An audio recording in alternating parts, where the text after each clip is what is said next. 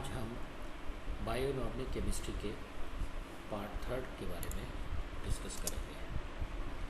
इससे पहले आप इन जनरल ट्रांजिशन एलिमेंट्स की बायो एक्टिविटी के बारे में देख चुके हैं। आज हम बायोकेमिकल क्लासिफिकेशन ऑफ मेटलोबायोमॉलिक्यूल्स को सबसे पहले देख लेते हैं। इसके अंदर हम देखते हैं कि सबसे पहले transport and storage of proteins है, जो तीन तरह से पाई जाएगी। ट्रांसफेरिन आयरन के रेस्पेक्ट में, फेरिटीन वो भी आयरन के रेस्पेक्ट में, और मेटलोथायन जो जिंक के रेस्पेक्ट में होगी। इसी तरह से oxygen binding, transport, myoglobin iron, haemoglobin iron, hemerythrin iron और हेमोसाइनिन कॉपर के रूप में होती है। इसमें से आप देख सकते हैं कि हेमोसाइनिन ब्लू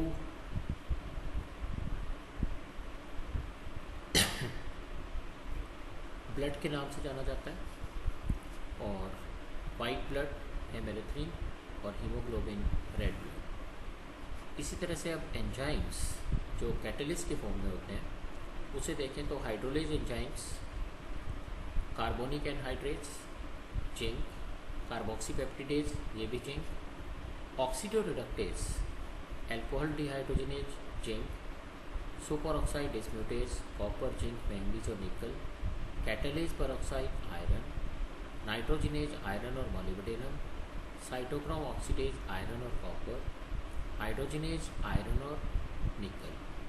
फिर isomerase B12 coenzyme A, B12 coenzyme cobalt, aconitase iron sulphur, फिर ऑक्सीजनेज साइटोक्रोम P450 जो अपने सिलेबस में डिटेल के अंदर भी है, iron, nitric oxide synthetase iron, फिर electron carriers cytochromes iron, electron transferase iron sulphur, blue copper proteins copper की फॉर्म में, और नॉन प्रोटीन्स जो ट्रांसपोर्ट एजेंट्स होंगे, सीडोफोर्स हैं आयरन, ये भी अपने सिलेबस में। तो अब सबसे पहले देखें तो आयरन, कॉपर और मोलिब्डेनम ये electron transfer, redox proteins and enzymes, oxygen carrying proteins और नाइट्रोजन फिक्सेशन में मेजर रोल अपना शो करते हैं। जिंक यदि देखते हैं तो metalloenzymes, structure promoters, Lewis acid, but not as a redox catalyst.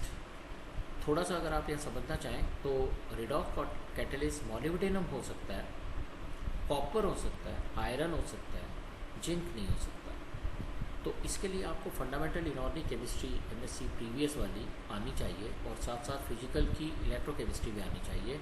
आप ये देख सकते हैं कि इन सभी के अंदर वेरिएबल ऑक्सीडेशन स्टेट है, वेकेंट डी ऑर्बिटल्स की वजह से और वेकेंट अनपेड इलेक्ट्रॉन्स की वजह से। जैसे कॉपर +1 और +2 में ट्रांजिट कर सकता है, आयरन +2 और +3 के अंदर ट्रांजिट कर सकता है, लेकिन जिंक के अंदर एक ही ऑक्सीडेशन स्टेट पॉसिबल है जो कि जिंक +2 है। दूसरे जो मेटल आयंस होते हैं उनकी इस तरह की एक्टिविटीज़ बहुत लेस डिफाइंड हैं। अब हम देखते हैं आयरन +2 और +3 की फॉर्म में। ये एसेंशियल है सभी लिविंग बीइंग्स के लिए, सभी ऑर्गेनिजम्स के लिए। प्लांट्स के अंदर आयरन डेफिशिएंसी बहुत टिपिकल है। ह्यूमन बॉडी के अंदर इसकी यूटिलिटी इसकी रिक्वायरमेंट 4 to 5 ग्राम्स है, और अप्रॉक्सीमेटली 1 मिलीग्राम पर डे इसकी रिक्वायरमेंट है। हम ह्यूमन बॉडी के रिस्पेक्ट में इसको स्पेसिफिकली स्टडी करें तो आप देख सकते हैं 75% तो हमारा हीम आयरन है जो कि अपना ब्लड की फॉर्म में, लेकिन 25% हमारा नॉन हीम भी है।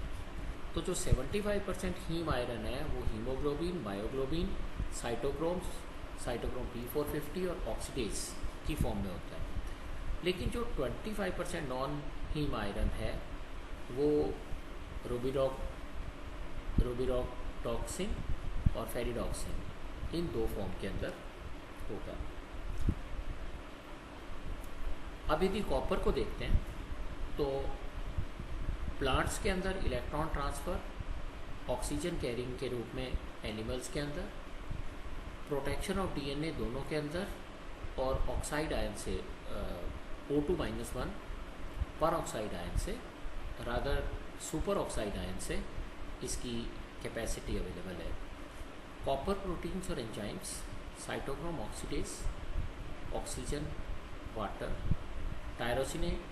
Tyrosinase phenol oxide oxidation of phenols के लिए, सेलुलोप्लाज्मिन आयरन सेकेंड और आयरन थर्ड के लिए, blue proteins electron transfer, super oxide dismutase elimination of O2-1 के लिए, हीमोसाइनिन ऑक्सीजन ट्रांसपोर्ट के लिए।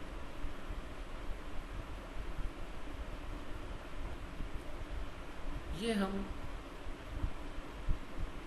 3 डायमेंशनल मॉलिक्यूलर मॉडलिंग स्ट्रक्चर यदि देखना चाहें सुपर ऑक्साइड डिस्म्यूटेज के लिए है। सुपर ऑक्साइड डिस्म्यूटेज कॉपर +2 के साथ बाइंडेड फॉर्म में होता है। ये जब सुपर ऑक्साइड आयन के साथ में रिएक्शन करता है O2-1, यदि थोड़ा सा ध्यान करें तो O2-1 के अंदर ऑक्सीजन के कंपैरिजन में, इस ऑक्सीजन के कंपैरिजन में एक ही अनपेयर्ड इलेक्ट्रॉन है, यहाँ पे 2 अनपेयर्ड इलेक्ट्रॉन्स हैं, तो इसका पैरामैग्नेटिक कैरेक्टर कम है और इसका पैरामैग्नेटिक कैरेक्टर ज़्यादा है। तो SOD कॉपर +1 का फॉर्मेशन करता है और जो एक इलेक्ट्रॉन यहाँ पे एक्सेप्ट करता है उसकी वजह से ऑक्सीजन यहाँ पे रिलीज हो जाता है। तो जो बचा हुआ SOD कॉपर +1 है वो सेकेंड मॉलिक्यूल ऑफ O2-1 से रिएक्शन करता है हाइड्रोजन आयन के प्रेजेंस में और वापस ये super oxide dismutase copper +2 complex बनाता है और यहाँ पे हाइड्रोजन परऑक्साइड प्रोड्यूस होता है। तो मतलब ऑक्सीजन प्रोडक्शन फर्स्ट स्टेप के अंदर होगा और hydrogen peroxide production second step के अंदर होगा। यहाँ हम अगर इसकी स्ट्रक्चर डिटेल में देखना चाहें जो कि एक्सरे क्रिस्टोग्राफिक और इलेक्ट्रॉन डिफ्रैक्शन पैटर्न के बेस पर डिसाइड हुई हुई है, तो इसके अंदर कॉपर और जिंक दोनों मेटेलिक फॉर्म के अंदर प्रेजेंट हैं। अब जैसा कि मैंने 2 स्लाइड पहले आपको बताया था कि जिंक के अंदर वेरिएबल ऑक्सीडेशन स्टेट नहीं है, ये सिर्फ कॉपर +2 के अंदर ही वेरिएबल ऑक्सीडेशन स्टेट है। तो जो एक्टिव साइट है जिसके साथ में ऑक्सीजन पर ऑक्साइड के साथ में बाइंडिंग हो सकती है वो ये वाली साइट है कॉपर वाली, ये इसका सपोर्ट है। लेकिन ये एक एक्टिविटी बेस्ड सपोर्ट है, मतलब 3 डायमेंशन के अंदर। और जो हिस्टिडीन 61 है वो ब्रिजिंग का काम करता है किस किस के बीच में, कॉपर और जिंक के बीच में हिस्टिडीन 61 एक ब्रिजिंग का काम करता है। कॉपर के साथ में जो बाकी 3 अटैच्ड हैं वो हैं हिस्टिडीन 46, हिस्टिडीन 118, हिस्टिडीन 44। लेकिन जिंक के साथ में 2 हिस्टिडीन है 69 और 78 और एक एस्पर्मेट है जो 81 की फॉर्म है। अब यदि बहुत स्पेसिफिकली हम रोल ऑफ जिंक आयन देखें तो इसकी डेफिशिएंसी डिस्टर्बेंसेस रेस्पिरेटरी सिस्टम के अंदर क्रिएट करती है, ड्वार्फिज्म क्रिएट करती है और स्किन डिसऑर्डरनेस के साथ में कुछ स्केलेटल एबनॉर्मलिटीज़ भी क्रिएट करती है। हम जिंक की 3 फॉर्मेट यहाँ पे देख सकते हैं और स्ट्रक्चरली देखें तो जिंक मेटलो एंजाइम 80 और जिंक एक्टिवेटेड एंजाइम 20 की फॉर्म में है। अगर हम ये एक जनरल स्ट्रक्चर देखें तो X यहाँ पे नॉन एरोमेटिक अमीनो एसिड की फॉर्म में होगा। अगर आपको ध्यान हो तो जिंक के लिए टेट्राहाइड्रल स्ट्रक्चर ही सबसे सूटेबल होती है और जिसमें सल्फ़र अगर बाइंडिंग साइट है तो HSAB प्रिंसिपल के अकॉर्डिंग इसके अंदर एक्टिविटी प्रोनाउंस हो जाएगी +2 स्टेट के अंदर। और वाटर के मॉलिक्यूल्स के प्रेजेंस में ये नाइट्रोजन डोनेटिंग साइट्स भी इसके अंदर अटैक कर सकती हैं। अब हम देखते हैं function of zinc in Metlo enzymes. 3 तरह के मेनली फंक्शंस हैं, स्ट्रक्चरल प्रमोटर है, सबस्ट्रेट बाइंडर है और लेविस एसिड है। तो जो नेक्स्ट पार्ट लेंगे उसके अंदर हम एप्लीकेशंस लेंगे इनकी अलग अलग तरीके से और उसको हम नेक्स्ट प्रेजेंटेशन के अंदर देखेंगे।